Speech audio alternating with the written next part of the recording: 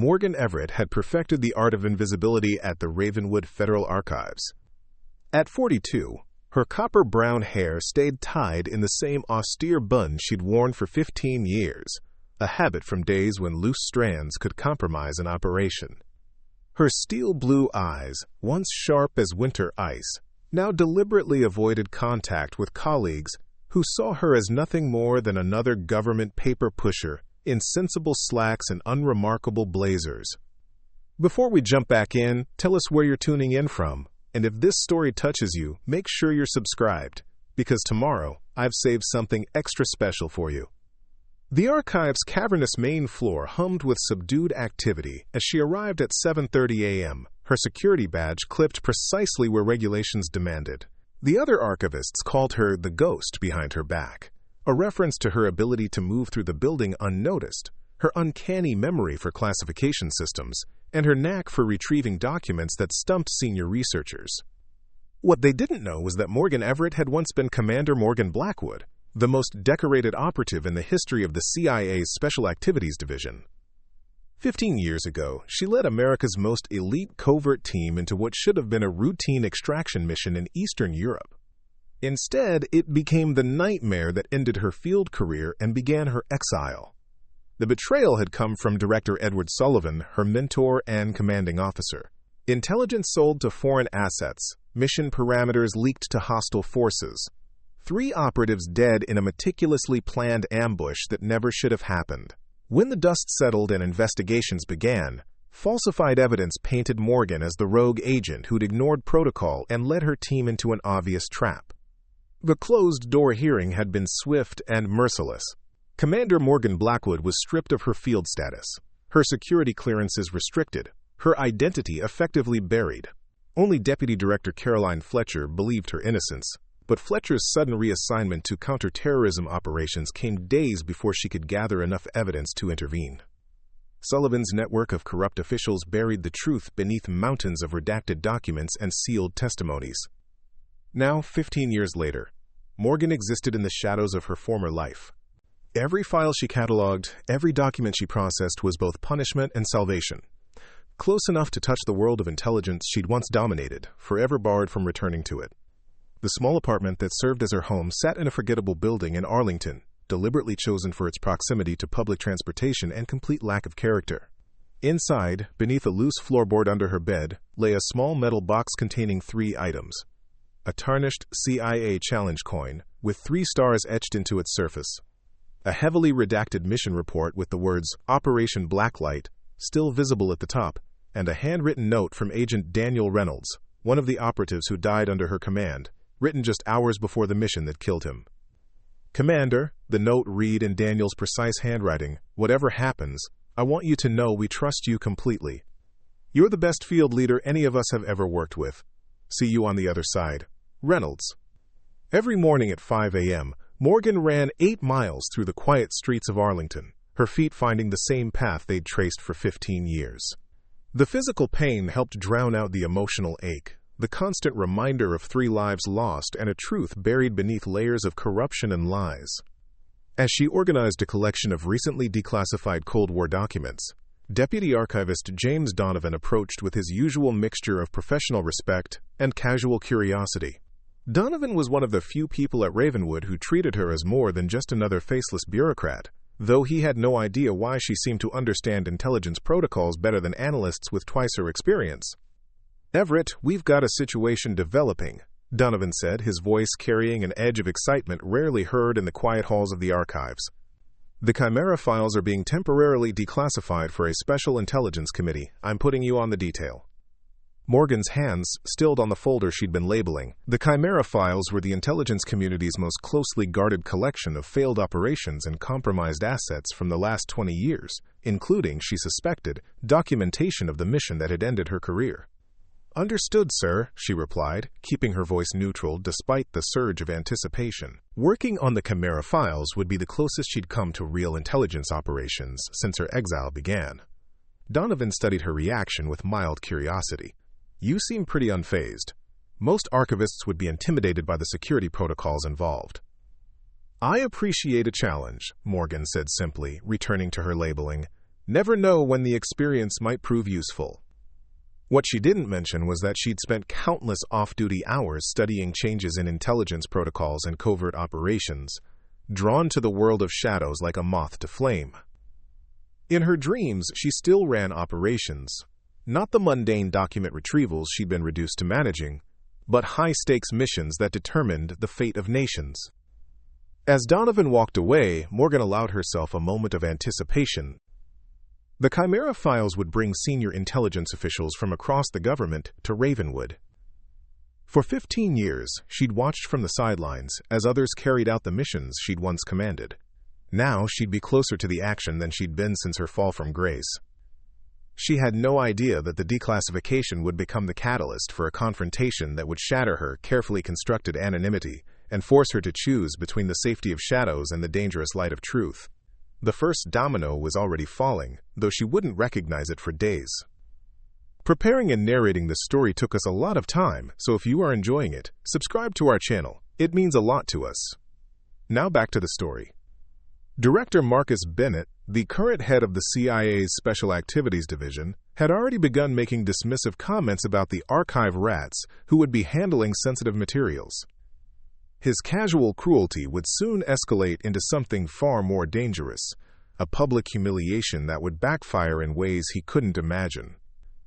As Morgan secured her workstation and prepared for the long metro ride back to her apartment, she had no idea that her past was about to collide with her present in the most public way possible. The ghost in Sensible Shoes was about to discover that some truths refused to stay buried forever. The Chimera files arrived at Ravenwood Archives 3 days later, 27 sealed containers with triple encrypted locks and biometric security protocols. Morgan and 4 other archivists with the highest security clearances were assigned to process the materials in a specially designated secure room deep within the facility's sublevels. Director Bennett personally supervised the transfer, his tall frame and immaculate suit radiating the kind of authority that came from years of commanding black operations. At 53, Bennett had a reputation as both a tactical genius and a ruthless bureaucrat who eliminated obstacles with surgical precision. Listen carefully, Bennett addressed the archivists, his voice carrying the cold confidence of someone accustomed to unquestioning obedience. These files contain information that could compromise ongoing operations and endanger active assets.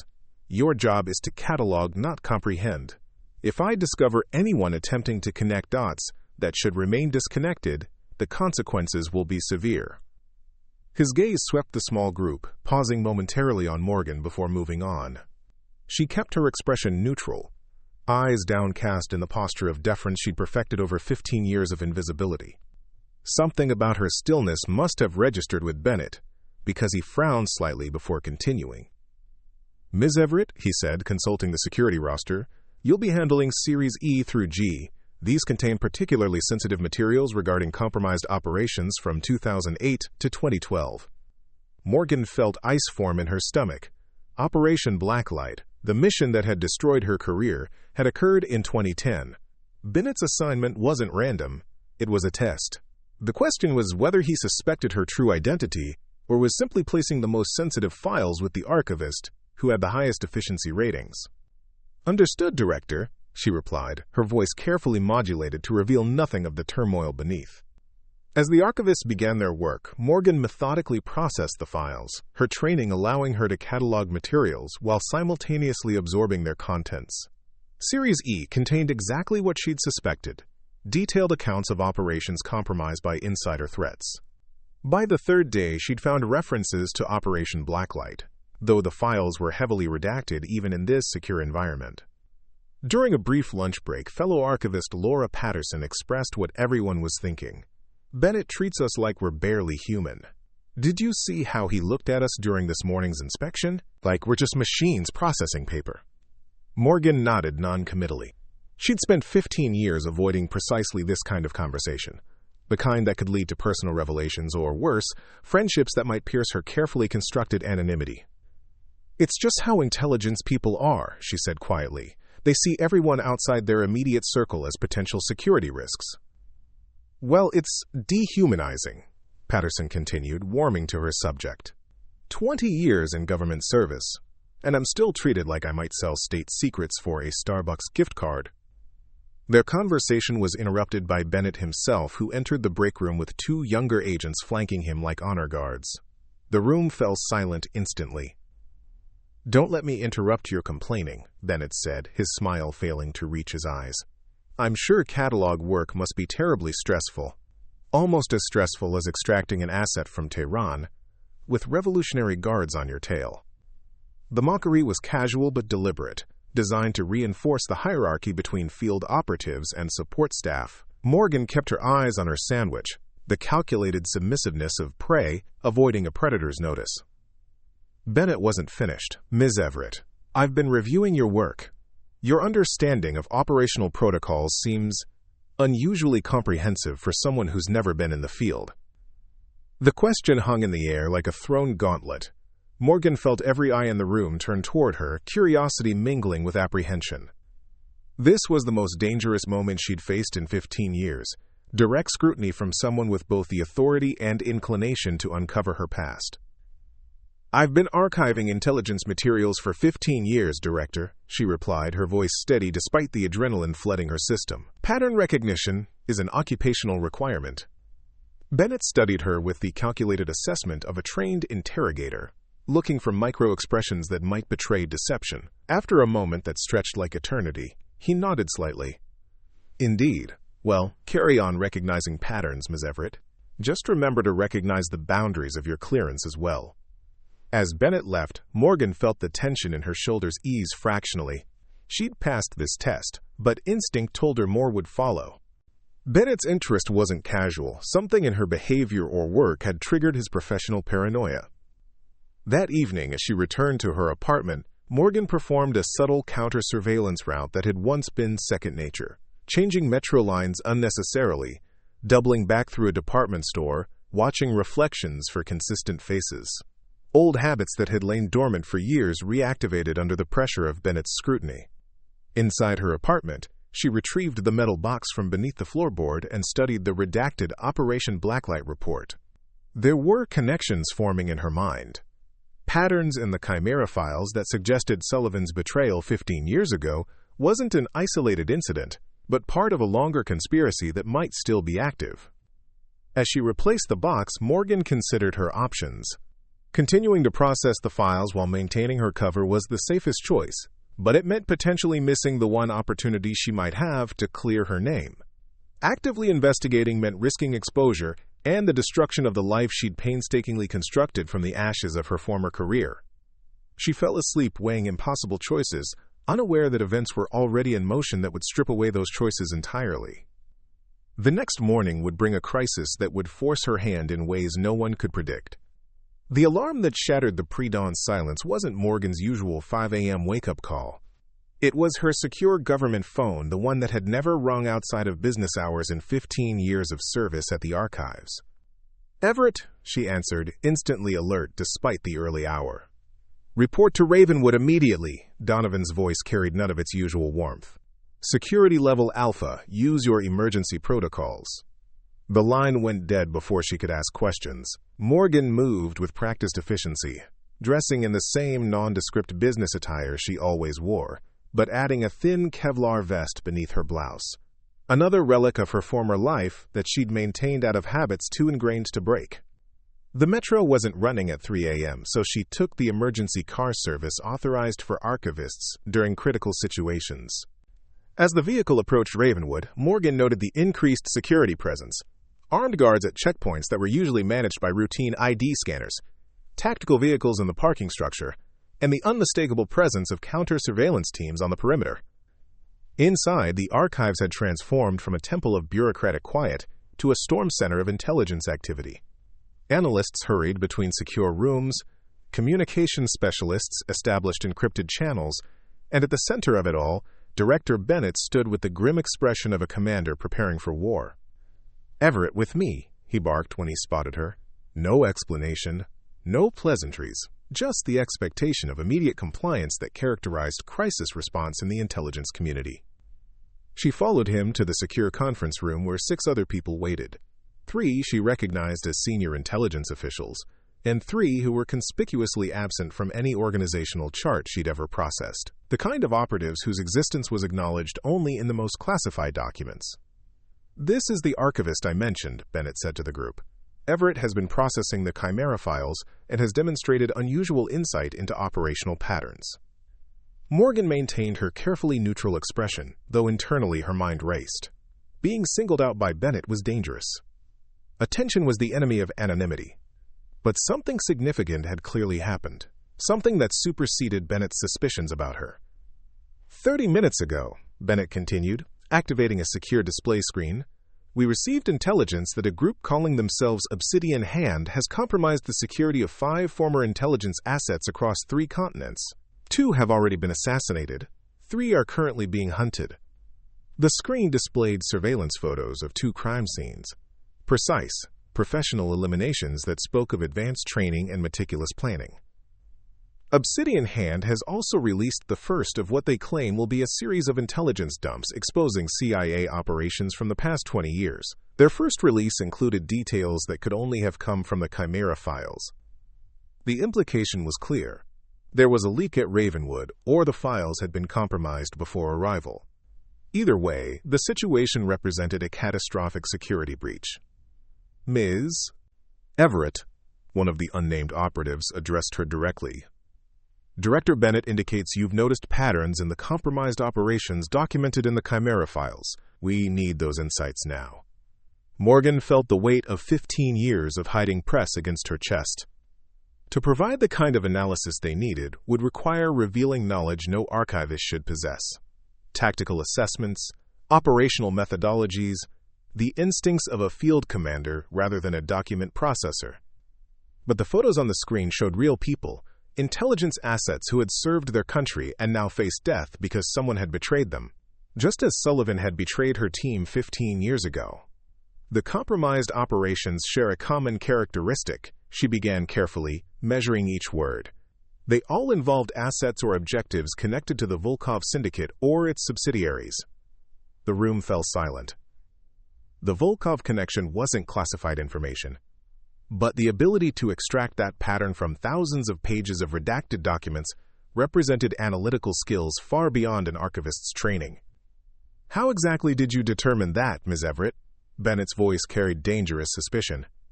Morgan met his gaze directly for the first time. "The same way I determined that these assassinations aren't about exposing intelligence operations at all. They're about eliminating everyone connected to Operation Blacklight from 2010. Bennett's expression shifted from suspicion to shock. "Operation Blacklight is not mentioned anywhere in the files you were processing." "Not by name," Morgan agreed. "But the operational parameters, geographic locations, and timing all align with what I've seen in other documents." It was a dangerous admission, one that invited exactly the kind of scrutiny she'd avoided for 15 years. But the lives at stake outweighed her need for continued anonymity. One of the unnamed operatives leaned forward. "Director, who exactly is this archivist?" Bennett's eyes never left Morgan's face. "That's what I'd very much like to know." The confrontation hung in the air for 3 heartbeats before Donovan burst into the room, his normally composed demeanor shattered by urgency. "Sir, Obsidian Hand just released another communication. They're claiming to have captured former Deputy Director Fletcher. They're demanding the release of Edward Sullivan from federal prison in exchange for her life." Quote, the name hit Morgan like a physical blow. Caroline Fletcher, the only person who had believed in her innocence 15 years ago. And Sullivan, the man whose betrayal had destroyed her career and killed her team. "They've given us 12 hours, Donovan continued, after which they'll execute Fletcher and release everything Sullivan gave them about our deep cover operations in Eastern Europe. Bennett turned to the assembled group. "Prepare extraction options. I want tactical teams ready to deploy the moment we have a location." As the room erupted into activity, Bennett moved closer to Morgan, his voice dropping to ensure privacy. "I don't know who you really are, Ms. Everett, but your reaction when Fletcher's name was mentioned tells me you're connected to this somehow. If you have information that could help us find her, now would be the time to share it." Morgan made her decision in that moment. A decision 15 years in the making. "My name isn't Morgan Everett," she said quietly. 15 years ago, I was Commander Morgan Blackwood. and Caroline Fletcher was the only person who believed I was innocent when Sullivan framed me for the deaths of my team. Bennett's expression remained controlled, but she recognized the micro-expressions of a trained operative processing critical intelligence. "Blackwood," he repeated, "the commander of the Blacklight team." "Yes. And if Obsidian Hand is connected to Sullivan, I know how they operate, how they think, and where they'd likely hold a high-value hostage." "You were declared disavowed," Bennett said, his voice clinically precise. "Your security clearances were permanently revoked." "And yet here I am," Morgan replied with calm certainty, "in the middle of your secure facility, with 15 years of access to classified materials. Perhaps the question isn't whether you can trust me now, but how many opportunities I've had to do damage if that had been my intention." Bennett considered this for exactly 3 seconds.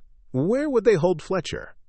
"Not where, but how," Morgan countered. "Sullivan always used the same operational structure for high-value detention. 3 locations, rotating the target every 4 hours, with surveillance focused on likely extraction routes rather than the detention sites themselves." She was revealing tradecraft now, operational knowledge that no archivist should possess.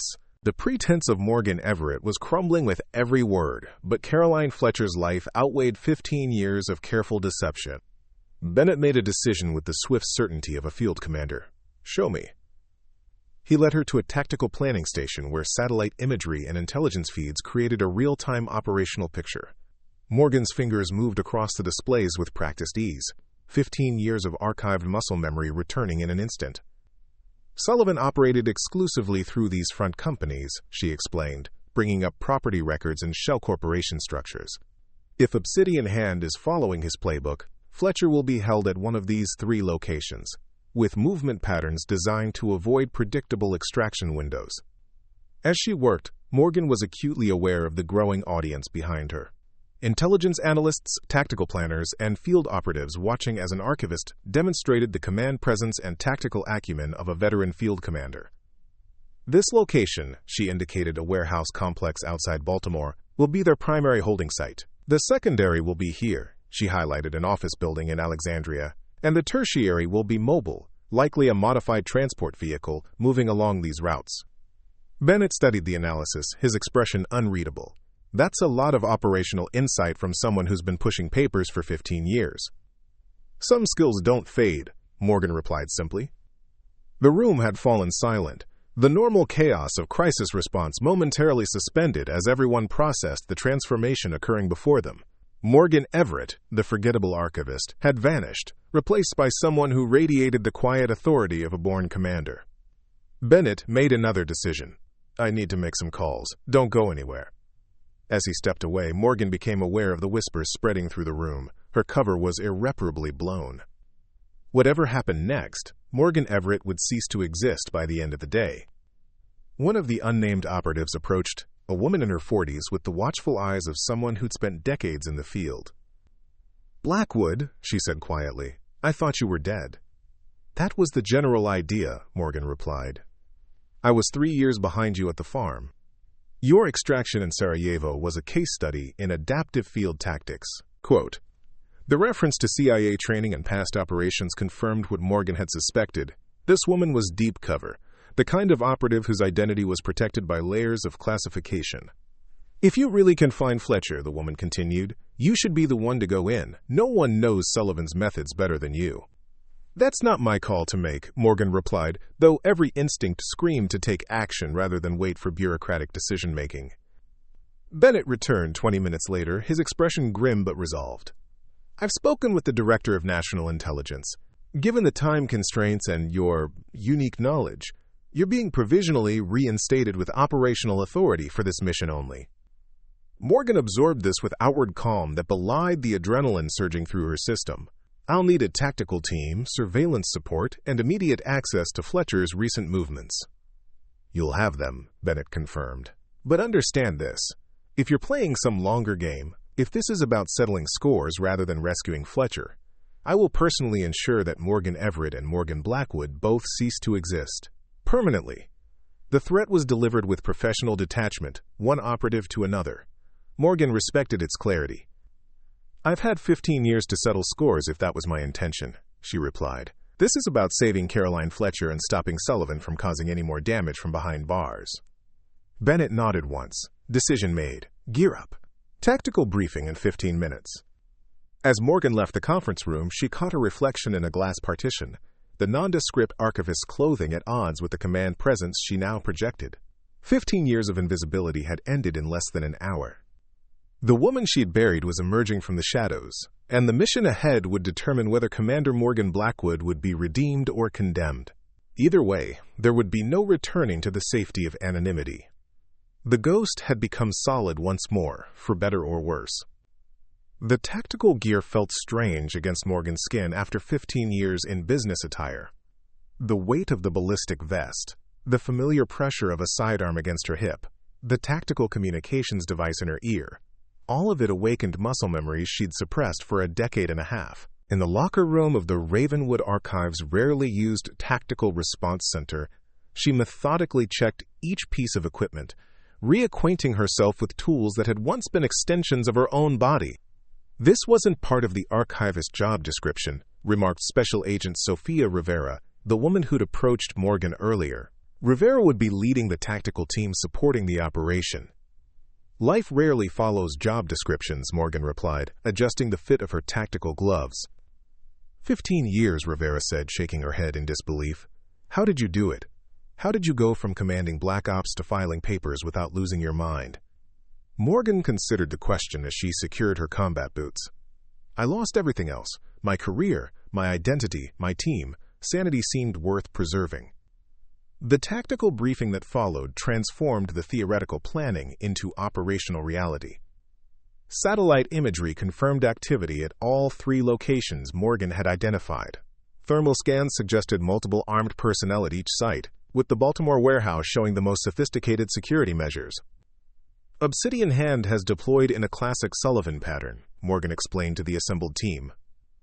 3-point rotation, layered security, counter-surveillance measures on all approach vectors. They're expecting an extraction attempt, but they're expecting it to come from a standard tactical playbook. Director Bennett, standing at the back of the room, raised an eyebrow. And you're proposing an approach that isn't standard? Sullivan trained me, Morgan replied, her voice steady despite the weight of 15 years of silence pressing against her chest.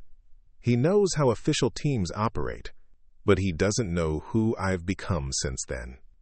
The plan she outlined was audacious, deliberately triggering alerts at the secondary and tertiary locations, while a minimal team infiltrated the primary site through maintenance tunnels that wouldn't appear on any official blueprints. How do you know about these access points? One of the tactical specialists asked.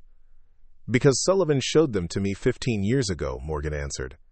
He used the same warehouse complex for an operation in 2009. His arrogance lies in believing that his methods are too complex to be predicted, but he's pathologically consistent. He uses the same operational structures over and over because they've worked for him in the past. Quote, as the team dispersed to prepare, Bennett approached Morgan, his expression a careful mask of professional assessment. You realize this could be a trap, he said quietly. Sullivan could be using Fletcher to draw you out. Morgan nodded once. It crossed my mind. And you're proceeding anyway. Caroline Fletcher was the only person who believed I was innocent, Morgan replied simply. I owe her this. Bennett studied her with the calculating gaze of someone who'd spent decades evaluating operational risks. For what it's worth, the psychological profile in your file never suggested you were capable of betraying your team. There were always questions about the official narrative of Operation Blacklight. Questions don't bring back the dead, Morgan said, checking her tactical watch. We need to move. The first rotation window opens in 90 minutes. The assault teams deployed with practiced efficiency, 2 decoy operations targeting the Alexandria office building and the transport routes, while Morgan led a 4-person team toward the Baltimore warehouse. The pre-dawn darkness provided natural cover as they approached through an industrial zone largely abandoned at this hour.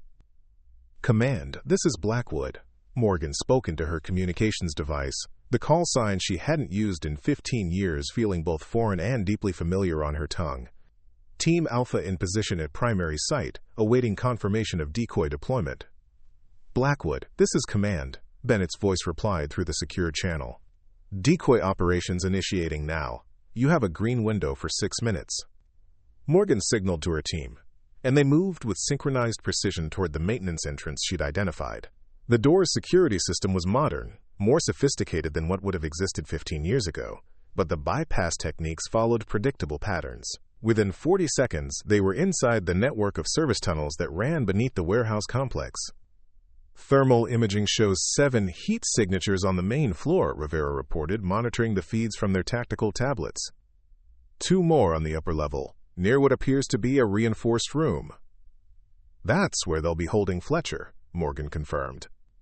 Sullivan always places high-value assets in elevated positions, with limited access points. It forces extraction teams to move through prepared kill zones. Quote, "They navigated the maintenance tunnels with the silent efficiency of operators who understood that speed and stealth were their only advantages against superior numbers." Morgan's mind processed the tactical situation with a clarity she hadn't experienced in 15 years. Operational instincts flowing back as if they'd never been dormant. As they prepared to breach the main floor, Rivera gave Morgan a questioning look. "You really think Sullivan's people will follow his old playbooks exactly?" "People like Sullivan don't change," Morgan replied, checking her weapon. "They believe their methods are superior, and that belief blinds them to their own patterns. It's why he was ultimately caught, and it's why we're going to get Fletcher out alive." The breach went exactly as Morgan had predicted. The decoy operations had drawn attention and resources away from the primary site, leaving a minimal security presence that was oriented toward external threats rather than an infiltration from below. They neutralized 4 guards with non-lethal methods before the remaining security personnel realized they were under attack. "Command Alpha Team has secured the main floor," Morgan reported, moving to the upper level now. As they ascended toward the reinforced room, Morgan felt the familiar flow of operational awareness, the perfect synthesis of training, experience, and instinct that had once made her the agency's most effective field commander. 15 years of dormancy hadn't dulled it. If anything, the time spent observing from the shadows had sharpened her ability to read situations and predict responses. The upper level presented exactly the scenario Morgan had anticipated. A narrow approach corridor with limited cover, designed to funnel extraction teams into a prepared kill zone. It was Sullivan's signature setup, unchanged from operations she'd studied or participated in years earlier. "Standard approach won't work," she told the team. "They'll have the corridor pre-sighted for defensive fire."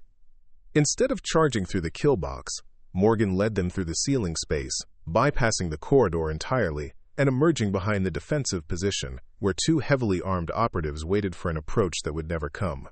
The neutralization was swift and silent.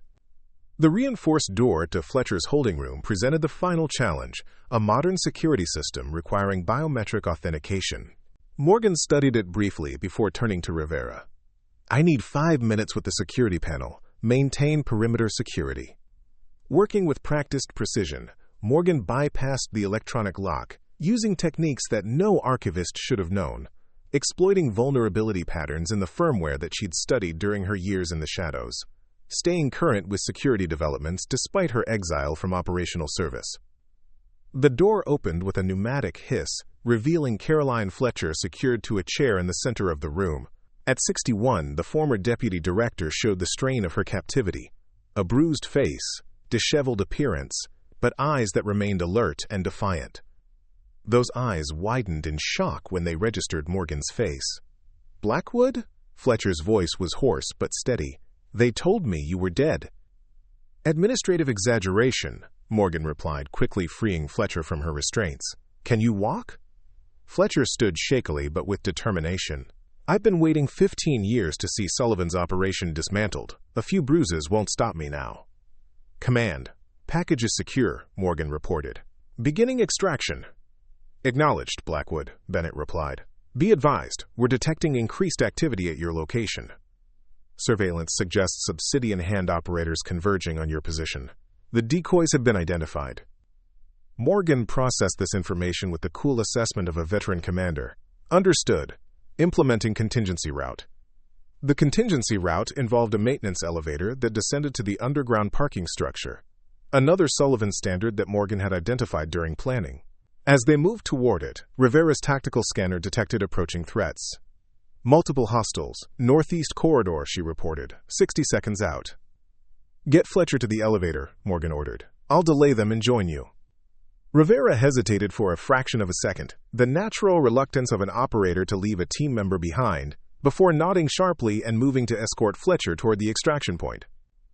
Morgan positioned herself at a defensible junction, where the approaching hostiles would be forced to funnel through a narrow passage.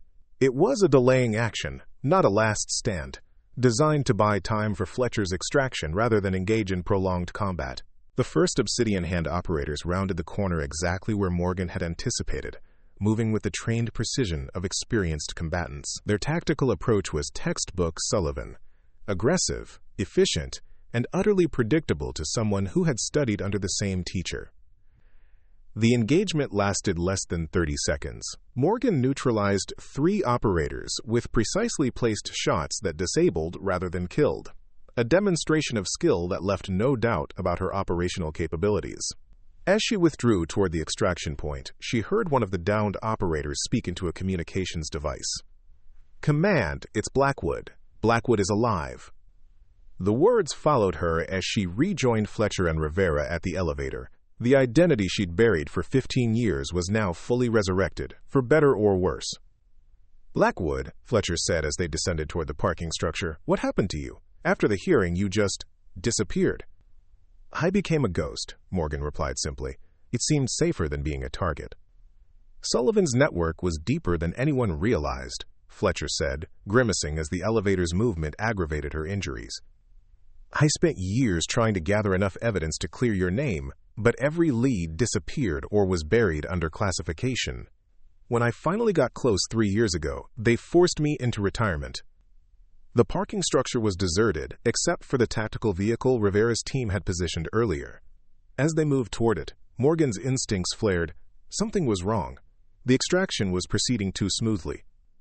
"Hold," she commanded, signaling the team to take cover. "This is another Sullivan pattern. The primary extraction route will be compromised." No sooner had she spoken than tactical lights illuminated the darkness, revealing a 6-person team of Obsidian Hand operators who had been waiting in ambush positions. "Commander Blackwood," a voice called from behind the lights. "After 15 years, Sullivan will be pleased to know you're still alive, though not for much longer." Morgan recognized the voice immediately. Gabriel Mercer, Sullivan's former second-in-command, and the man who had testified most damningly against her at the hearing. A man who should have been in prison alongside Sullivan, but who had evidently escaped the net that had finally closed around his mentor. "Mercer," Morgan acknowledged, her voice betraying none of the surge of emotions the name evoked. "Still following Sullivan's playbook, I see." "It's a playbook that served us well for decades," Mercer replied, "until you became an inconvenience that needed to be eliminated." "An inconvenience that just extracted your hostage and neutralized your security team," Morgan countered, buying time as she evaluated options. The tactical situation was precarious. They were outnumbered and in exposed positions with limited cover available. Mercer's laugh echoed in the concrete structure. "You always were tactically gifted, Blackwood. It's why Sullivan recruited you. It's also why he considered you so dangerous when you started asking questions about Operation Blacklight. Questions about why my team was sent into an ambush." Morgan's voice remained steady, but 15 years of suppressed anger simmered beneath the surface. Questions about why Sullivan sold out his own people. "Collateral damage in service to greater objectives," Mercer dismissed. "The same fate that awaits you and Fletcher now. Sullivan sends his regards." What happened next demonstrated why Morgan Blackwood had once been the agency's most effective field commander. Instead of retreating or attempting to outgun superior forces, she employed tactical asymmetry, triggering the fire suppression system in the parking structure, instantly filling the space with obscuring foam and disrupting the tactical lights that had pinned down her team. In the ensuing confusion, Morgan led Fletcher and Rivera toward an emergency exit she'd identified during planning. Not the primary extraction route that Mercer had compromised, but a maintenance access that Sullivan's playbook typically overlooked. "Command. Primary extraction compromised," Morgan reported as they emerged into the pre-dawn light, proceeding to secondary extraction point. "Be advised, Gabriel Mercer is commanding Obsidian Hand forces." Bennett's response was immediate and grim. "Understood. Mercer's involvement elevates this situation. Extraction team is moving to your secondary coordinates now. They reached the secondary extraction point, a service road behind the industrial complex, just as the tactical helicopter descended. The extraction itself was textbook. Fast, efficient, with suppressing fire-deterring pursuit from the obsidian hand operators who had recovered from Morgan's tactical surprise. As the helicopter lifted away from the industrial complex, Fletcher gripped Morgan's arm with surprising strength for someone who had endured captivity. "They wanted more than an exchange for Sullivan," she said urgently. "They were using me as bait to draw out anyone who knew about Operation Blacklight. There's something bigger happening, Blackwood. Something connected to what Sullivan was really doing 15 years ago." Morgan absorbed this information with a calculated assessment of someone accustomed to evaluating intelligence under pressure. What was Sullivan really doing, Caroline? What was worth killing my team? Fletcher's expression was grim. Project Daedalus, a program to establish deep-cover networks within Allied intelligence services, networks that could be activated to compromise those services if it ever served American interests. He was creating sleeper agents within friendly agencies, Morgan translated, the implications immediately clear. But that would violate every international intelligence agreement we have. Exactly why it was kept off the official record, Fletcher confirmed. Your team wasn't collateral damage, Blackwood. They were deliberately eliminated because one of your operatives discovered evidence of Daedalus during the Blacklight mission. The helicopter banked toward the secure landing facility at Fort Meade, where a full debriefing would await. Morgan processed Fletcher's revelation with the cold clarity that had once made her an exceptional operative. 15 years of exile suddenly recontextualized, not just punishment for asking questions, but a deliberate burial of someone who might expose a program that violated the foundations of international intelligence cooperation. Mercer's involvement suggests Daedalus might still be active, Morgan observed, even with Sullivan imprisoned. That's what I was investigating when they forced my retirement, Fletcher confirmed, and why Obsidian Hand targeted me now. They're eliminating everyone who knows about Daedalus, which means they're preparing to activate the sleeper networks, Morgan finished the thought. The helicopter landed at Fort Meade amid heightened security, a response to both Fletcher's extraction and the new intelligence about Project Daedalus. As medical personnel moved to attend to Fletcher's injuries, Director Bennett approached Morgan with a complex expression that mingled professional assessment with something approaching respect. That was impressive fieldwork, he acknowledged, particularly for someone who's been behind a desk for 15 years. Some skills don't fade, Morgan replied simply. Clearly. Bennett studied her with renewed intensity. Fletcher's already briefed us about Daedalus. If she's right, we're facing a significant threat from within Allied intelligence services. Sullivan designed Daedalus to be undetectable, Morgan explained. The sleeper agents would be legitimate officers within Allied agencies, with no knowledge of their compromised status until activated by specific triggers. Which makes them nearly impossible to identify, Bennett concluded grimly, unless someone familiar with Sullivan's methodologies could anticipate the patterns. The implication hung in the air between them, an unspoken recognition that Morgan Blackwood, the ghost who had returned from 15 years of exile, might be the only person capable of unraveling Sullivan's most dangerous creation. Commander Blackwood, Bennett said formally, I've been authorized to offer you conditional reinstatement at your former rank, with operational authority focused on neutralizing the Daedalus threat and dismantling Obsidian Hand. The offer represented everything Morgan had lost 15 years ago, her identity, her purpose, her place in the world she'd been trained to navigate. But 15 years in the shadows had taught her caution, particularly when dealing with an intelligence community that had once sacrificed her without hesitation. What's the condition? She asked, her voice neutral.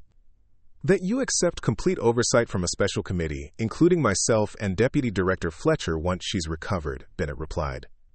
Your operational autonomy would be limited to tactical decisions within strategically approved parameters. In other words, they still didn't fully trust her. A rational position given the circumstances, but one that would significantly constrain her ability to operate effectively against a threat as sophisticated as Daedalus.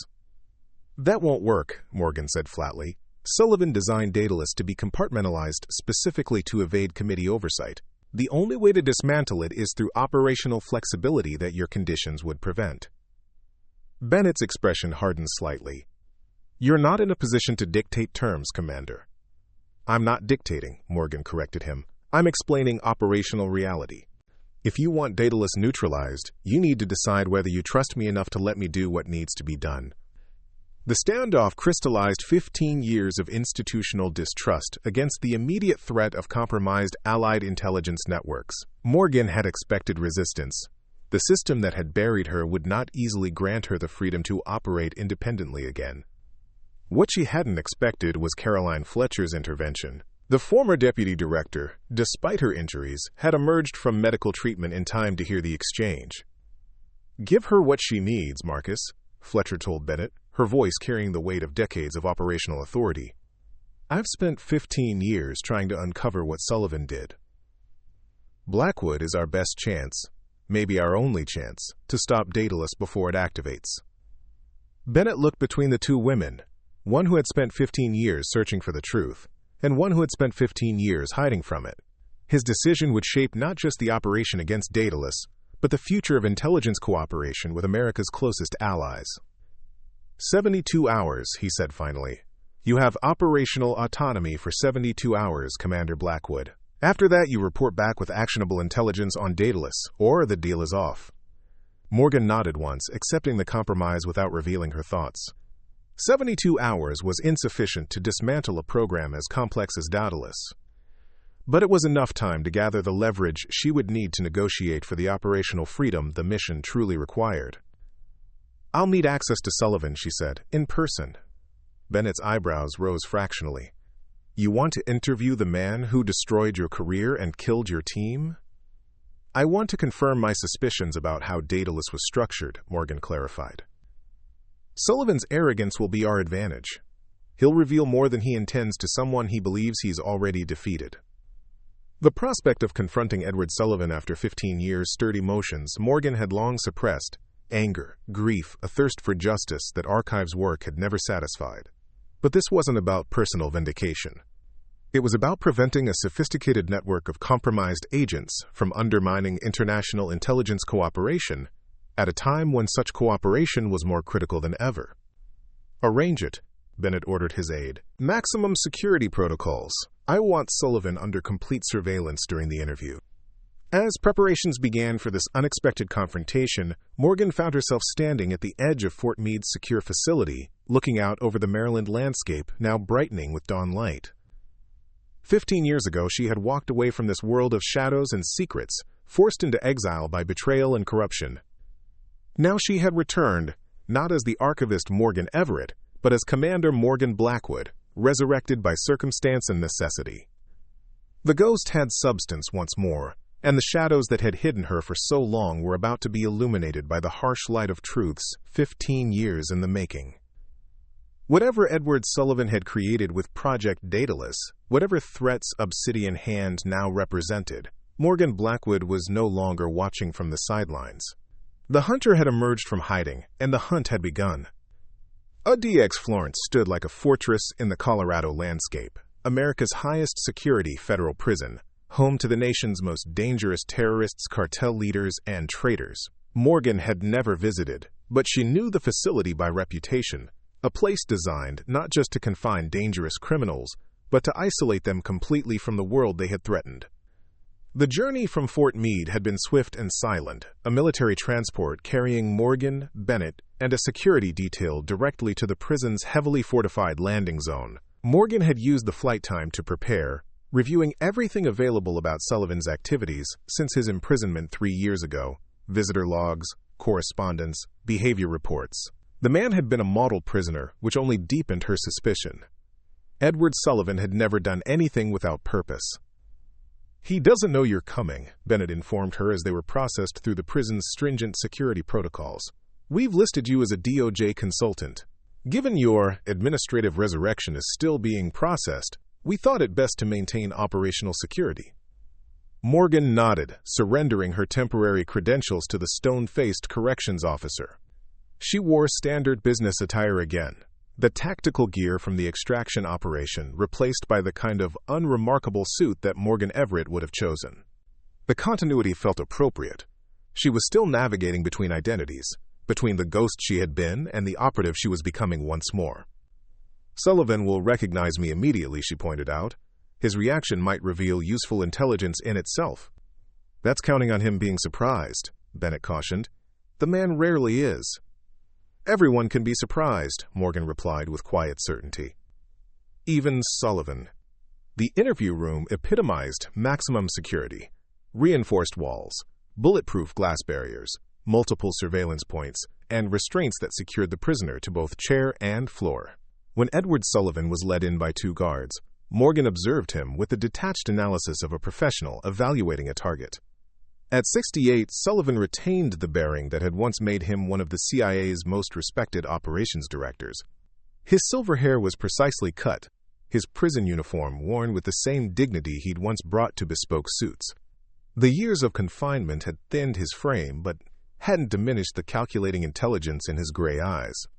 Those eyes widened fractionally when they registered Morgan's presence, the first genuine surprise she'd ever witnessed from Edward Sullivan. "Well," he said after a moment, his voice carrying the cultured tone that had once commanded respect across the intelligence community. The ghost of operations past, Morgan Blackwood, risen from the administrative grave. "Sullivan," Morgan acknowledged with neutral professionalism, giving nothing away in her tone or expression. "I should congratulate you on your longevity," Sullivan continued as the guards secured his restraints and withdrew to the observation room. 15 years in deep cover requires remarkable discipline, though archivist seems a rather pedestrian choice for someone of your capabilities. Morgan didn't react to the provocation. Obsidian Hand attempted to exchange you for Caroline Fletcher yesterday. The operation failed. Sullivan's expression revealed nothing, but Morgan had spent years studying his micro-expressions. The slight tension around his eyes confirmed he'd known about the operation. "How unfortunate for all involved," he replied smoothly, "though I can't say I'm surprised. Gabriel always lacked your tactical creativity." Quote, the casual confirmation that Mercer led Obsidian Hand was deliberate, Sullivan offering a minor piece of already known intelligence to establish a facade of cooperation. "Let's not waste time, Edward," Morgan said, using his first name deliberately, an assertion of equality that she knew would irritate him subtly. "Project Daedalus is being activated. Fletcher confirmed its existence before Mercer's people grabbed her." Sullivan studied her with the cold assessment of a chess master evaluating an unexpected move. Project Daedalus was a theoretical exercise, nothing more. Caroline's imagination has always exceeded her evidence. 3 of my operators died 15 years ago because Agent Reynolds discovered Daedalus documentation during Operation Blacklight, Morgan countered, her voice steady despite the surge of controlled anger the words evoked. That wasn't theoretical. Something shifted in Sullivan's expression, not guilt or remorse, but a recalibration, like a calculator processing new variables. "I've often wondered what might have happened if I'd recruited you differently," he said, changing tack with the conversational agility that had made him both an effective intelligence director and a dangerous traitor. "Your operational instincts were exceptional. You could have been my successor rather than my greatest disappointment." "I never wanted to be you, Sullivan," Morgan replied simply. "That was your fundamental miscalculation." Sullivan leaned forward as much as his restraints allowed, his voice dropping to a near whisper though he knew every word was being recorded. "What do you want, Blackwood? Vindication? Revenge? The satisfaction of seeing me acknowledge your resurrection?" "I want to know how Daedalus is triggered," Morgan said directly. "What activates the sleeper assets and allied intelligence services?" Sullivan smiled thinly. "Even if such a program existed, why would I tell you?" "Because you're a chess player, not a suicide bomber," Morgan answered, with the insight born from years of working under his command. "Whatever your objectives were with Daedalus, they weren't served by letting Mercer activate it without your direct control. He's improvising, Edward, using your creation in ways you never intended." The observation struck home. Sullivan's expression didn't change, but his fingers, once elegant and now gnarled by age, twitched almost imperceptibly against the metal table. "Gabriel was always impatient," Sullivan said finally, lacking the strategic vision to see beyond immediate advantages. Morgan pressed the opening. "He's burning your network for short-term gains. Whatever you built Daedalus for, this wasn't it." For several seconds, Sullivan remained silent, weighing options and outcomes with the calculated precision that had defined his career. When he spoke again, his tone had shifted subtly. "Daedalus was designed as an insurance policy," he explained, his voice carrying the didactic quality he'd used when training promising operatives. "Not to be activated unless American intelligence itself was compromised at the highest levels. A failsafe, not a first-strike capability. A failsafe you controlled, Morgan observed. Precisely, Sullivan nodded with the satisfaction of a teacher whose student had grasped an important concept. The activation protocol requires a specific sequence of communications from 3 separate authorized controllers. I designed it that way specifically to prevent impulsive deployment. But Mercer found a workaround, Morgan prompted. Sullivan's expression darkened. If he's attempting activation, he's doing so without proper authorization. A partial deployment would be catastrophic. Compromised assets exposed without the strategic advantage their exposure was designed to secure. The conversation had shifted from interrogation to professional consultation, a dynamic Sullivan clearly found more palatable. Morgan recognized the opportunity and adjusted her approach accordingly. How would Mercer be attempting activation? What would the process look like? Each sleeper has a unique activation sequence, Sullivan explained, warming to the technical aspects of his creation. Combinations of seemingly innocuous communications through established channels. Financial transactions, diplomatic cables, routine intelligence exchanges. Patterns that would appear normal in isolation but form a specific trigger when properly sequenced. And the sleepers themselves, Morgan asked, do they know they've been compromised? Sullivan's smile was coldly proud. That was the true innovation of Daedalus. The assets were selected and prepared without their knowledge. Psychological evaluations identified intelligence officers with specific cognitive vulnerabilities, individuals whose decision-making could be predictably influenced through carefully structured information patterns. Quote, the methodical inhumanity of it struck Morgan anew. Not brainwashed agents in the traditional sense, but carefully selected intelligence professionals whose psychological profiles made them susceptible to manipulation through their own decision-making processes. It was elegant, deniable, and utterly contrary to every principle of allied intelligence cooperation. How many? She asked simply. 57, Sullivan answered after a moment's hesitation, across 12 allied services, each positioned to influence critical intelligence assessments if activated simultaneously. The scale was both smaller and more devastating than Morgan had anticipated. Not an army of compromised agents, but a precisely placed network of unwitting assets who could, if activated together, fundamentally undermine the international intelligence frameworks that maintained global security. And what would activation achieve? Morgan pressed. What was the strategic objective? Sullivan's expression turned contemplative, as if considering how much to reveal. Insurance, as I said. If American intelligence priorities were ever fundamentally compromised by political interference, Daedalus would provide leverage to restore proper operational autonomy. The implications were staggering. A rogue intelligence director had created a mechanism to blackmail America's own political leadership by threatening to compromise allied relationships if the intelligence community's independence was threatened. It was megalomania, disguised as patriotism, the kind of twisted logic that had driven Sullivan's actions throughout his career. Mercer doesn't share your objectives, Morgan pointed out. Whatever he's planning with Obsidian Hand, it isn't about preserving intelligence autonomy. No, Sullivan agreed grimly. Gabriel always lacked strategic vision. He sees Daedalus as a weapon rather than a deterrent. The admission represented a critical intelligence breakthrough, but Morgan maintained her professional detachment. How would Mercer be proceeding with activation? What would his first steps look like? Sullivan hesitated, the chess player calculating moves and countermoves. If he's working from the original protocols, he would begin with the British assets. MI6 was always the linchpin, influence their intelligence assessments, and the other services would naturally align in response. Quote, Morgan processed this information with the focused clarity that had once made her an exceptional field commander. Names, Sullivan. I need the names of the British assets.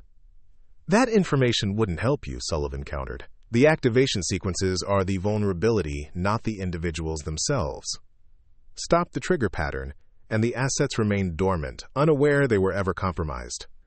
It was a deflection, but one that contained actionable intelligence. Morgan adjusted her approach again, then described the activation sequence for the British assets. What form does it take? What channels does it use? Sullivan's gaze became evaluative, measuring Morgan's capabilities against the complexity of the system he'd created. The primary British sequence involves 7 distinct communications through established intelligence exchange protocols: financial transaction flags, counter-terrorism alerts, diplomatic security advisories, each containing embedded patterns that accumulate toward the activation threshold. And this sequence would be initiated from where? Morgan pressed. The protocols were designed to be initiated from within CIA headquarters, Sullivan admitted, specifically from secure terminals with access to the intelligence exchange networks. The revelation completed the operational picture. Mercer couldn't activate Daedalus from outside the agency. He needed access to internal systems, which meant either compromised current personnel or a planned infiltration. Morgan stood, signaling the conclusion of the interview. "You've been helpful, Edward, more than you intended to be." Sullivan's expression hardened, the brief collegiality evaporating as he recognized he'd revealed more than was strategically advantageous. "Whatever you're planning, Blackwood, remember that Daedalus was designed by someone who anticipated every contingency, even this conversation." "Not every contingency," Morgan replied with quiet certainty. "You never anticipated that I would survive, rebuild, and return. That was your fundamental miscalculation 15 years ago, and it's your miscalculation now." As she turned to leave, Sullivan called after her, his voice carrying an edge of genuine curiosity. "What was it like, Blackwood? 15 years in the shadows, watching the world from the outside. Did it break you or remake you?" Quote. Morgan paused at the door, considering the question not as an operative evaluating a hostile asset, but as a human being addressing the architect of her exile. "It taught me patience," she said finally, "something you and Mercer both lack." Sullivan's laughter followed her out of the interview room, the sound of a chess master who believed the game remained under his control despite an unexpected move by his opponent. Morgan knew better. The board had changed fundamentally, and neither Sullivan nor Mercer had adjusted their strategy accordingly. Outside the prison, Bennett awaited her in the transport vehicle, his expression expectant. "Did you get what we needed?" "Enough to start," Morgan confirmed. "Daedalus is real, and Mercer is attempting activation without Sullivan's direct involvement. The initial phase targets British intelligence assets and requires access to CIA communication systems." Bennett processed this with the rapid assessment of a career intelligence officer, which means Mercer either has someone inside headquarters or is planning to gain access himself. "The latter," Morgan said with certainty. Sullivan designed Daedalus with personal control in mind. The activation protocols would require administrative-level access that couldn't be easily delegated. "So Mercer needs to physically access CIA headquarters," Bennett concluded. "That narrows our response options considerably." As the transport lifted off from ADX Florence, Morgan outlined her proposed counter-strategy. Not a direct confrontation with Mercer in Obsidian hand, but a more sophisticated approach that would neutralize the Daedalus activation protocols without alerting the compromised assets to their vulnerability. Sullivan's arrogance created a systemic weakness, she explained. The activation sequences use established communications channels, which means they can be identified and disrupted if we know the pattern signatures. "And you believe Sullivan gave you enough to identify those patterns?" Bennett asked skeptically. "Not directly," Morgan acknowledged. "But combined with what we already know about his operational methodologies and the specific information he revealed about the British sequence, we can construct a detection algorithm to identify and quarantine the trigger communications before they reach their targets." Bennett's expression remained dubious. "That's assuming Sullivan was telling the truth about how Daedalus operates." Quote, "Sullivan never lies completely," Morgan countered with the insight of someone who had studied under the man for years. "He obscures, misdirects, and omits, but he maintains enough truth in his communications to preserve plausible deniability. It's a pattern I observed throughout my time under his command." The transport banked toward Washington, D.C., the familiar landscape of the capital coming into view beneath them. For Morgan, the sight carried complex emotions. This was the power center she had been exiled from 15 years earlier. The world of intelligence operations and national security that had defined her identity before becoming Morgan Everett. 72 hours, Commander, Bennett reminded her as they approached CIA headquarters at Langley. "That was our agreement." "I'm aware," Morgan replied calmly, "and I'll need every minute of it." The reception at Langley reflected the unusual circumstances of Morgan's resurrection.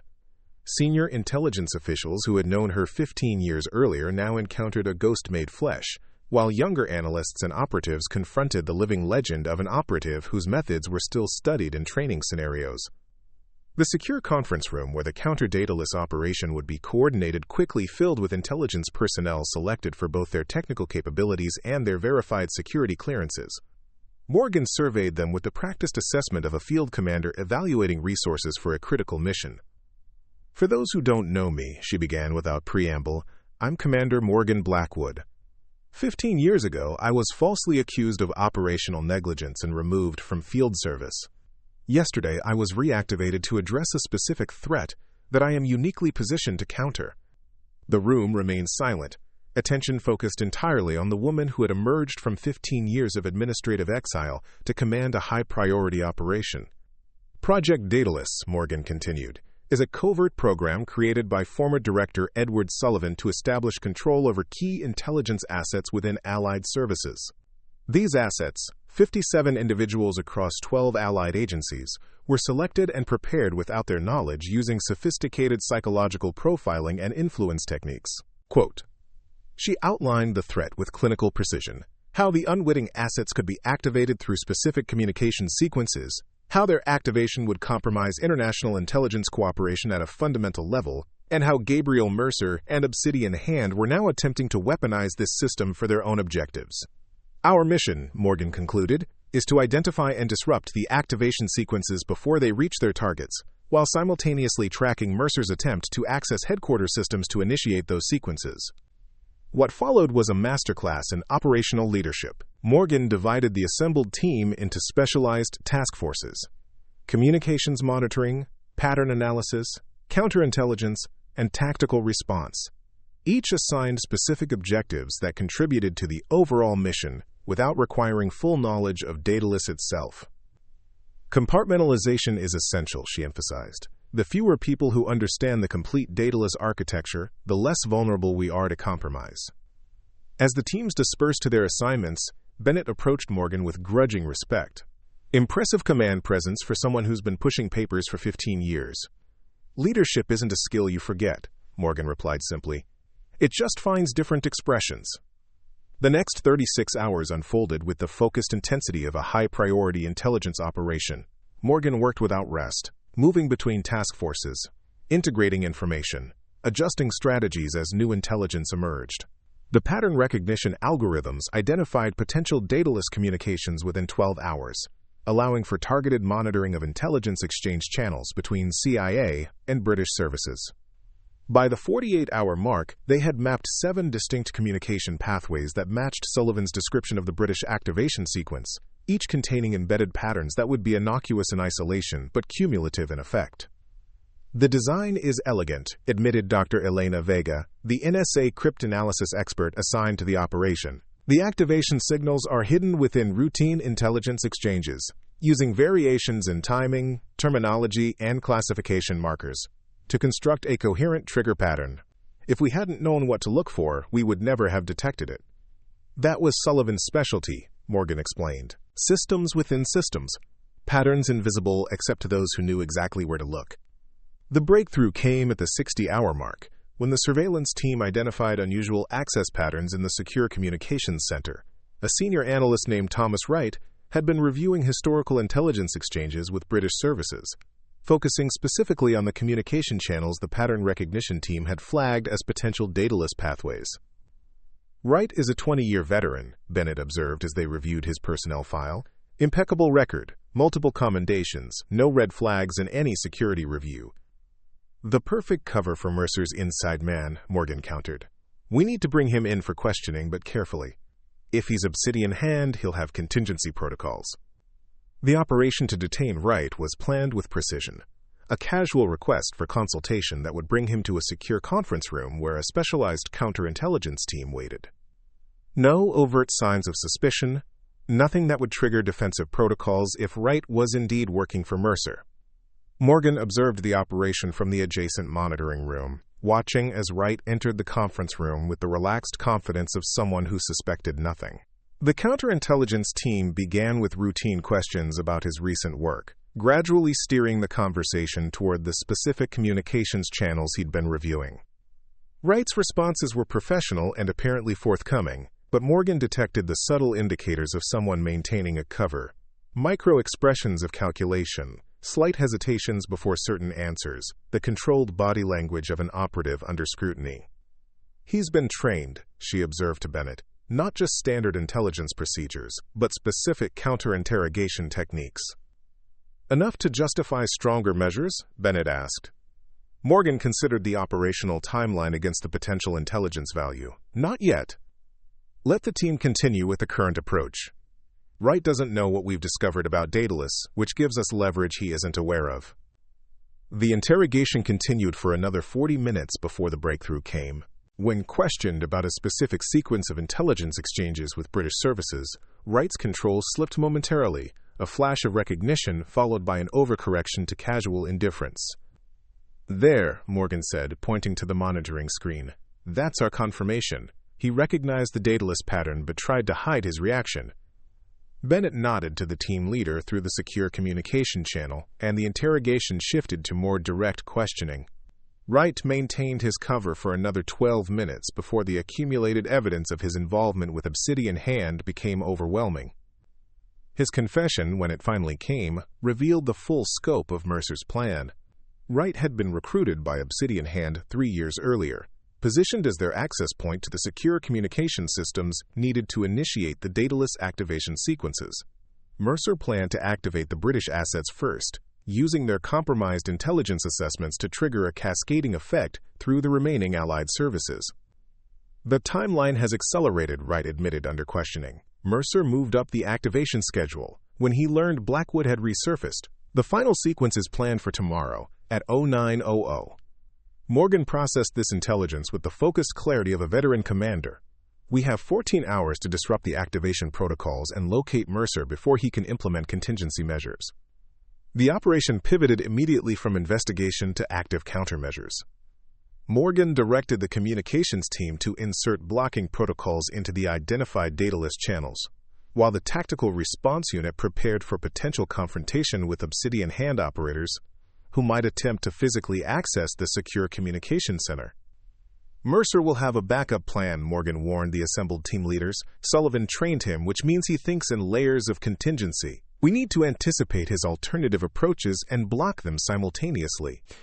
As the counter-Daedalus operation intensified, Morgan found herself fully re-immersed in the world she had been exiled from 15 years earlier. The rhythm of crisis response, the focused energy of intelligence professionals confronting a critical threat, the strategic calculations and tactical adjustments, all of it as familiar as breathing, despite the years spent in administrative shadows. Bennett observed her in action with growing respect, watching as the archivist Morgan Everett completely disappeared, replaced by the commanding presence of the operative Sullivan had once considered his most promising protégé. "You never really left this world, did you?" he asked during a rare quiet moment as they reviewed tactical deployments for the coming confrontation. Morgan considered the question with honesty. "I left the operations, but not the mindset.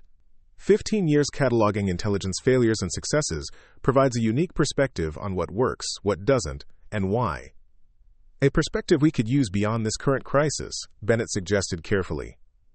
The implication was clear: an offer of permanent reinstatement, a return to the world Morgan had been forced to abandon. But 15 years had taught her to evaluate such offers with careful consideration rather than immediate response. "First, we stop Mercer," she replied simply. "Then we can discuss what comes next." As the operation entered its final phase, Morgan Blackwood stood at the center of the storm she had helped uncover, no longer a ghost in the archives, but a commander whose 15 years in exile had prepared her for precisely this moment of truth. The shadows that had hidden her had become her strength, and the patience she had learned would prove the decisive advantage in the confrontation to come. The CIA headquarters transformed into a fortress as dawn approached. Additional security teams reinforced access points, communications specialists implemented the blocking protocols Morgan had designed, and surveillance systems monitored every approach to the facility with heightened sensitivity. At the center of this orchestrated defense, Morgan stood in the operations center, reviewing final preparations with the calm focus that had once made her Sullivan's most effective field commander. Mercer won't approach directly, she briefed the tactical teams. His training emphasizes misdirection and parallel operations. Expect diversionary attacks designed to draw resources away from the communications center. Her prediction proved accurate with unsettling precision. At 0645, multiple security alerts triggered simultaneously across the Langley campus. A suspicious package at the north entrance, an unauthorized access attempt at the eastern perimeter, and a reported security breach in the underground parking structure. Diversionary tactics, Morgan confirmed to Bennett as the alerts registered on the operations center displays. The real approach will come from an unexpected vector while resources are committed to these false alarms. Bennett issued rapid orders to maintain primary security on the communications center while investigating the alerts with minimal resource allocation. Where would you make your real approach if you were Mercer? He asked Morgan. She studied the facility schematic, thinking like the operative who had once trained under the same mentor as Gabriel Mercer. He'll use infrastructure, maintenance access, utility connections, something that bypasses standard security checkpoints but provides direct access to the central facility. A focused sweep of utility connections and maintenance tunnels identified the vulnerability within minutes.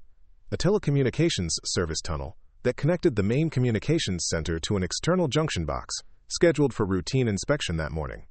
The maintenance credentials had been verified through normal channels, but Morgan immediately flagged the discrepancy. The inspection was rescheduled last week but reappears on today's schedule, she pointed out.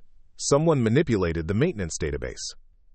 Tactical teams moved to intercept, but Morgan held them back from immediate engagement. Don't confront them at the access point.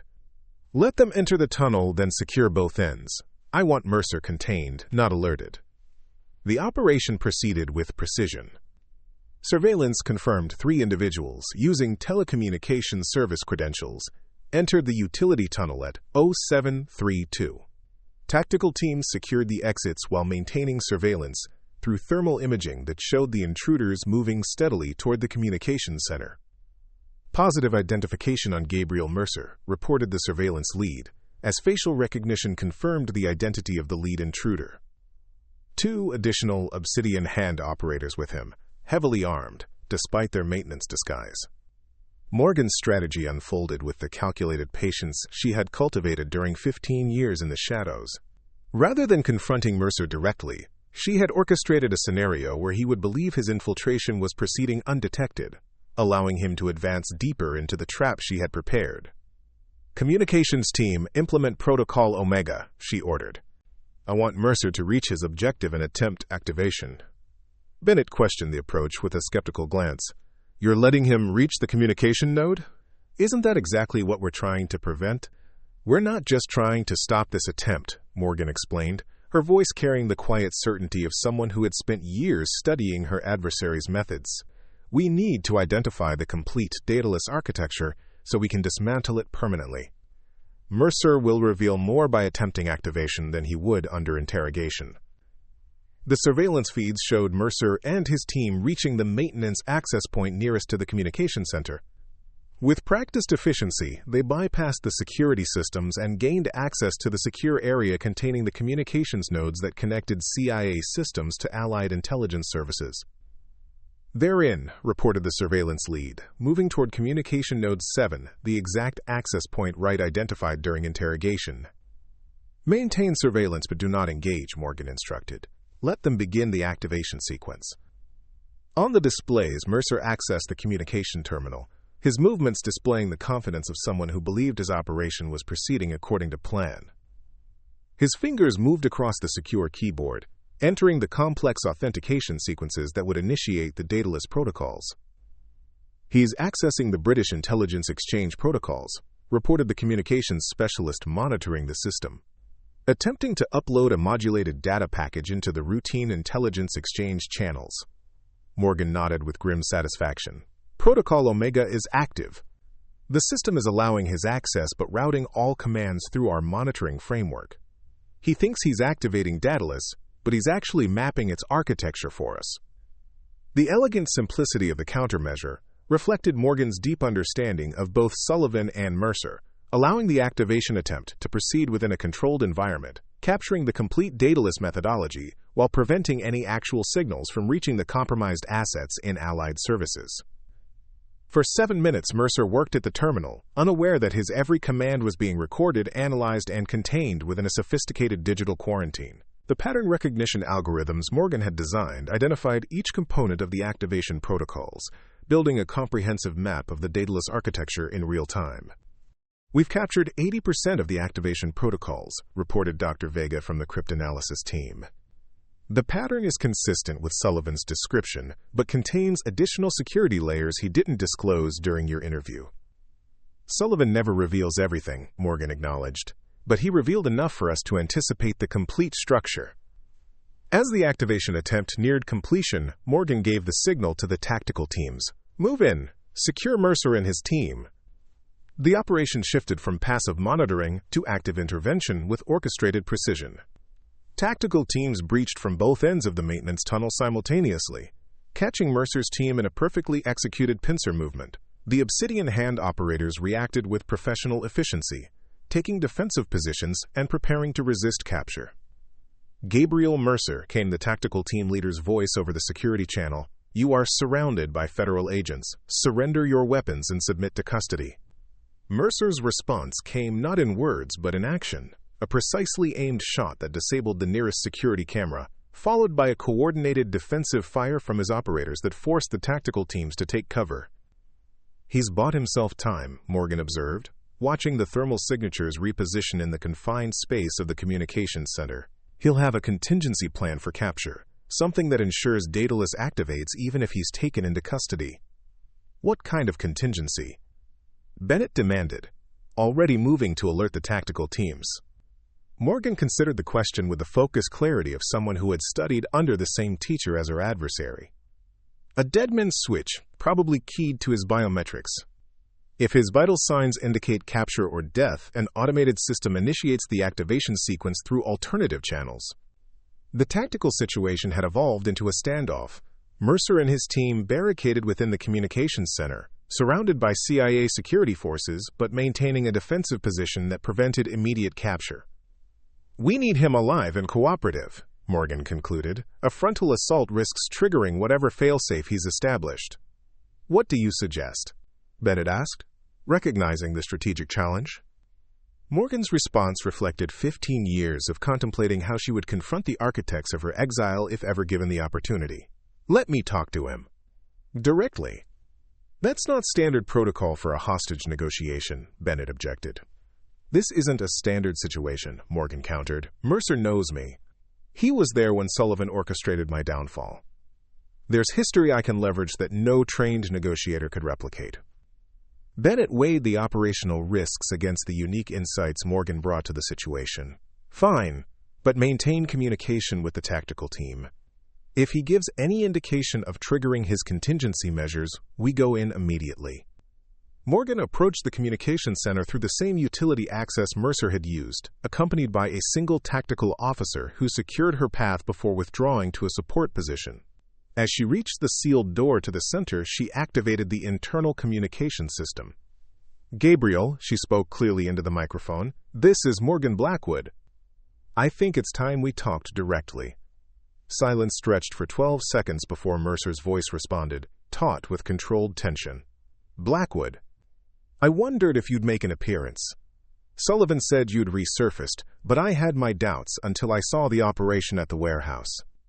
"You've gone to a lot of trouble to access these systems, Gabriel," Morgan replied, maintaining a conversational tone despite the tactical tension. "But Protocol Omega has already contained your activation attempt. Daedalus is quarantined." Another pause, shorter this time. "You're bluffing.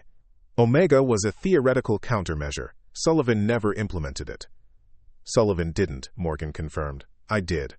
The moment we identified Wright as your inside man, we established a complete monitoring framework around the Daedalus channels. Your activation sequences never reached their targets." The thermal imaging showed Mercer moving within the communications center, likely verifying her claim through the terminal he'd accessed. His biometric signature indicated elevated stress, despite his controlled vocal response. "Even if that's true," he countered, "you haven't identified all the Daedalus assets or protocols. The system was designed with redundancies Sullivan never documented. Quote, "Which is why I'm offering you an alternative to the tactical assault that's currently being prepared," Morgan said, introducing the negotiation pivot. "You know how this ends, Gabriel. Either in custody or a body bag. Neither outcome serves your objectives." "And what would you know about my objectives, Blackwood?" Mercer's voice carried an edge of bitter amusement. "You've been filing papers for 15 years while I've been advancing Sullivan's vision." "Sullivan's vision was insurance, not activation," Morgan countered, using the intelligence gained during her prison interview. "He designed Daedalus as leverage, not as a weapon. You're exceeding your mandate, and he knows it." The thermal imaging showed Mercer's position shifting, his body language registering the impact of her words. She had introduced doubt, leveraging the hierarchical relationship that had defined Mercer's career under Sullivan's mentorship. "Sullivan is irrelevant," Mercer replied, though his voice betrayed uncertainty. He lost perspective, forgot what Daedalus was designed to achieve. "And what was it designed to achieve, Gabriel?" Morgan pressed, maintaining the conversational intimacy that characterized negotiations between professionals rather than adversaries. "Not the compromising of Allied intelligence services. That was means, not end. What was the actual objective?" The question struck at the heart of the psychological dynamic Morgan had identified. Mercer's need to believe he was fulfilling Sullivan's strategic vision rather than pursuing his own agenda.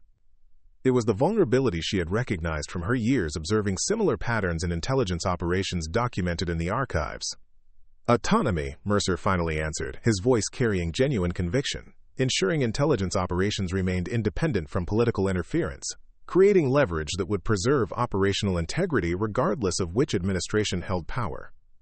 "And how does activating Daedalus now serve that objective?" Morgan challenged gently. "What political interference are you countering? What threat to operational integrity justifies compromising 15 years of Allied intelligence cooperation?" The thermal imaging showed Mercer's physical reaction, a moment of stillness that indicated cognitive reassessment. She was reaching him, forcing reconsideration of his tactical position by questioning his strategic premise.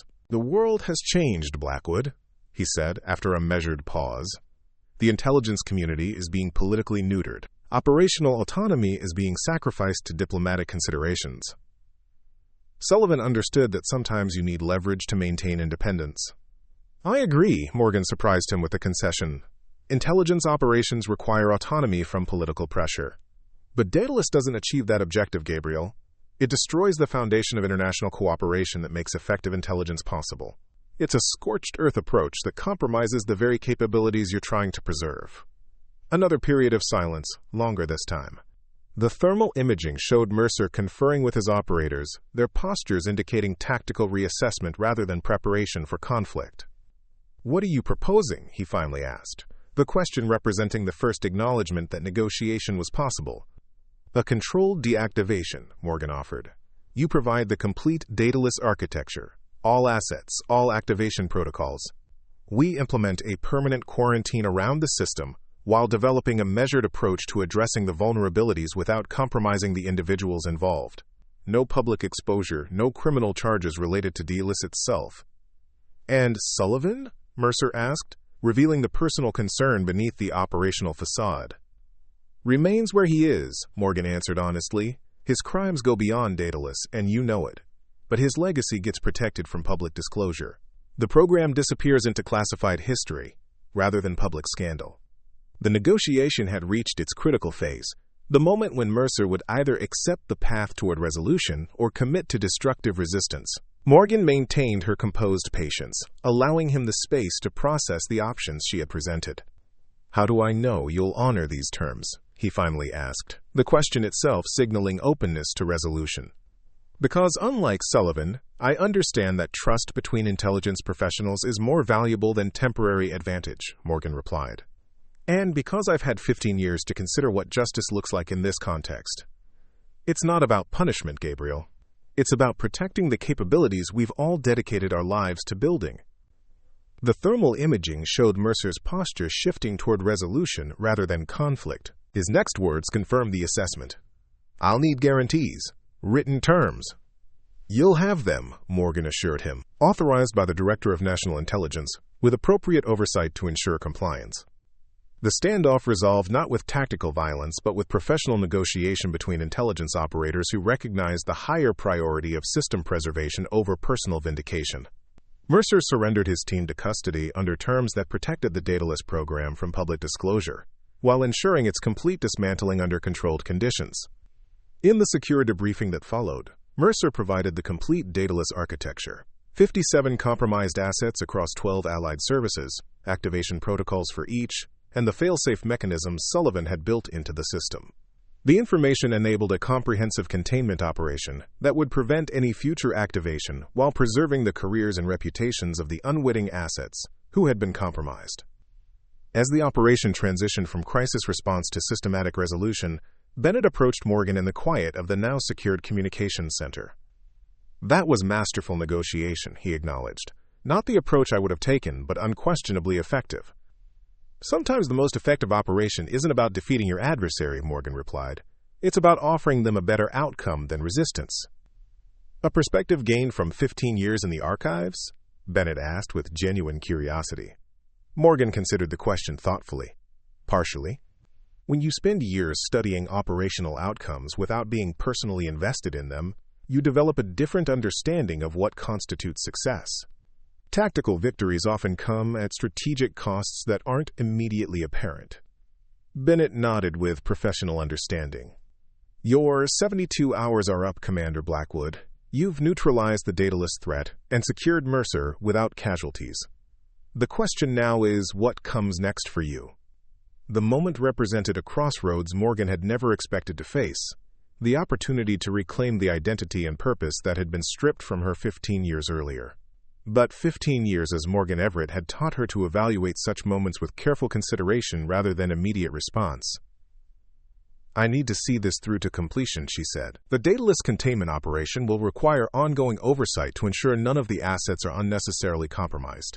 After that, I'll need some time to consider my options." Bennett's expression reflected respect for the measured response. "The formal offer stands. Reinstatement at your former rank, with appropriate adjustments for time served. Command of a specialized unit focused on internal security threats. A chance to rebuild the career that was wrongfully taken from you." "I appreciate the offer," Morgan replied sincerely. "But 15 years changes perspective. I'm not the same operative Sullivan tried to destroy, and I'm not sure I want to return to that life exactly as it was." The conversation was interrupted by the arrival of Caroline Fletcher, now recovered from her injuries and resumed her role as deputy director. Her expression as she approached Morgan carried the complex emotion of someone witnessing the resurrection of a colleague long thought lost. "Commander Blackwood," Fletcher greeted her formally before her professional demeanor softened.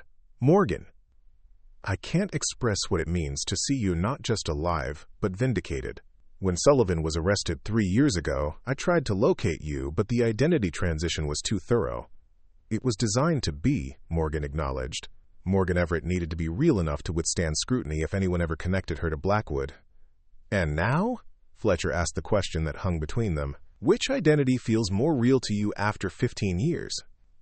The question struck at the heart of the transition Morgan had been navigating since her resurrection from administrative exile.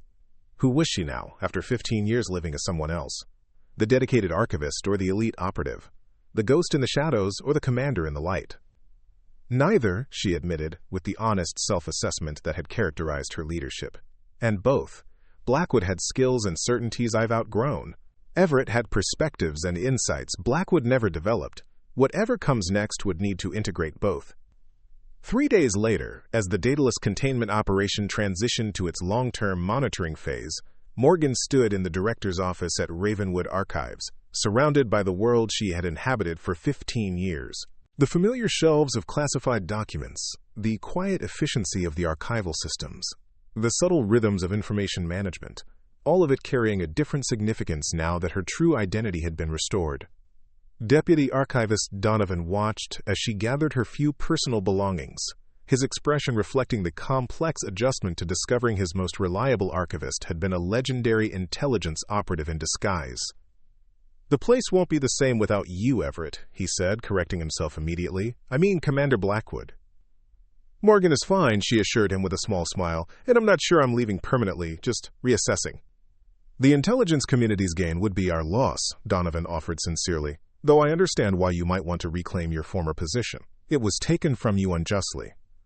Morgan considered the observation as she looked around the office that had been her professional home for 15 years.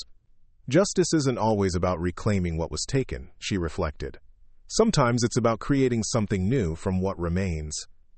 The insight reflected her evolving perspective on the resolution of her 15-year exile. The formal vindication had come, her record cleared, her reputation restored, her accusers exposed for their betrayal, but vindication alone didn't answer the fundamental question of who Morgan Blackwood had become during those years in the shadows, or what purpose would best serve that evolved identity.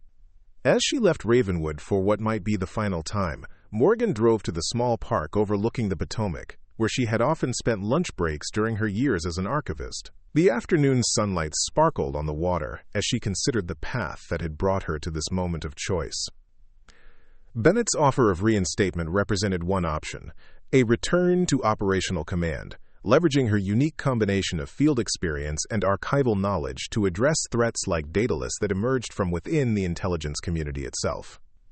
It was the path of redemption, of reclaiming what Sullivan had stolen from her 15 years earlier. But 15 years as Morgan Everett had taught her to question whether redemption required returning to what had been lost, or might instead involve creating something entirely new from the unique perspective her exile had provided. Her contemplation was interrupted by the arrival of Caroline Fletcher, who joined her on the park bench without ceremony. "I thought I might find you here," Fletcher observed. "You mentioned this spot in your debrief." Morgan nodded, unsurprised by Fletcher's perception. "It's a good place to think, removed from both worlds." "I have a proposal," Fletcher said directly, respecting Morgan's preference for straightforward communication. "One that differs from Bennett's offer of reinstatement." Morgan's interest was genuine. "I'm listening." "We're establishing a new oversight division," Fletcher explained. "Independent of existing intelligence structures, reporting directly to a bipartisan congressional committee. Its mandate would be identifying and addressing vulnerabilities like Daedalus before they become active threats, systemic weaknesses that emerge from within the intelligence community itself. Internal accountability, Morgan translated, oversight with operational authority. Exactly, Fletcher confirmed. It would require someone with field experience, but also systematic understanding of intelligence operations. Someone who could navigate both operational and archival worlds. Someone who has seen the system from both inside and outside. The proposal represented something Morgan hadn't considered. Not a return to her former role, nor a continuation of her archival exile, but a new synthesis that leveraged both experiences toward a purpose neither Blackwood nor Everett could have fulfilled independently. Who would this division report to? Morgan asked, her mind already assessing the operational parameters. A special committee with representatives from Intelligence Oversight, Justice Department, and congressional leadership, Fletcher outlined. Sufficient authority to investigate across agencies, with protocols to address identified vulnerabilities without political interference. And operational autonomy? Morgan pressed, identifying the critical factor that would determine effectiveness. Complete, within defined parameters, Fletcher confirmed. The lessons of Daedalus won't be wasted, Morgan. Sullivan exploited structural weaknesses that still exist. We need someone who understands those weaknesses from both practical and systematic perspectives. Quote, the proposal aligned with the integrated identity Morgan had been considering, neither purely the operative nor purely the archivist, but a synthesis of both that could address threats neither role could manage independently. It offered purpose without demanding she choose between the persons she had been. I'd want to build my own team, Morgan stipulated, already considering operational requirements. Select personnel from both intelligence and archival backgrounds. Approved in principle, Fletcher agreed, though security clearances would be rigorous. And complete access to the Daedalus files, Morgan added. The containment operation needs ongoing monitoring to ensure none of the compromised assets are unnecessarily exposed. Fletcher nodded her acceptance of these conditions. The division would be called Internal Security Assessment, ISA. Your official title would be Executive Director, but the operational structure would be yours to design. Morgan considered the Potomac flowing steadily beneath the afternoon sun. its current representing the continuous movement of time that had carried her from the ambitious operative she had once been, through the methodical archivist she had become, to this unexpected synthesis of both identities. "When do we start?" she asked simply. Fletcher's smile reflected understanding of the decision's significance. "The authorization is already in place. Headquarters space has been allocated in a secure facility near Fort Meade. Initial staffing can begin next week." Morgan nodded once. Decision made. "Then I accept." As Fletcher departed to formalize the appointment, Morgan remained on the park bench, contemplating the journey that had brought her to this moment. 15 years in the shadows had not been wasted time, but essential preparation for a purpose she couldn't have anticipated when her former identity was stripped away. The ghost had emerged from exile not to reclaim what was lost, but to create something new from the unique perspective that exile had provided. Morgan Everett would not disappear completely, nor would Morgan Blackwood simply resume her former life. Instead, a new synthesis would emerge, an identity forged from both experience and reflection, action and analysis, the operative and the archivist integrated into something neither could have become independently. As the sun began to set over the Potomac, Morgan stood and walked toward her car with the measured confidence of someone who had found not just vindication, but purpose. The 15-year journey through shadows had led not back to the beginning, but forward to an unexpected destination. The path ahead would draw on everything she had been and everything she had become, in service to protecting the intelligence community not just from external threats, but from the vulnerabilities it created within itself. The operative who had been buried would not simply be resurrected. The archivist who had emerged would not simply be discarded. Instead, something new would be created from both, a guardian at the intersection of action and knowledge, positioned to ensure that no future Sullivan could exploit the system's blind spots to betray its most dedicated servants. For 15 years she had hidden her Black Ops past in the quiet shadows of the archives. Now that past would serve a future neither Morgan Everett nor Morgan Blackwood could have imagined alone. A future where the lessons of exile would protect others from suffering the same fate, and where the patient perspective gained through years of invisibility would illuminate the darkest corners of a system that needed both accountability and protection. The ghost had returned, not seeking vengeance but bringing vision. And in that transformation lay the true victory over those who had tried to destroy her 15 years before. Up next, you've got 2 more standout stories right on your screen. If this one hit the mark, you won't want to pass these up. Just click and check them out. And don't forget to subscribe and turn on the notification bell so you don't miss any upload from us.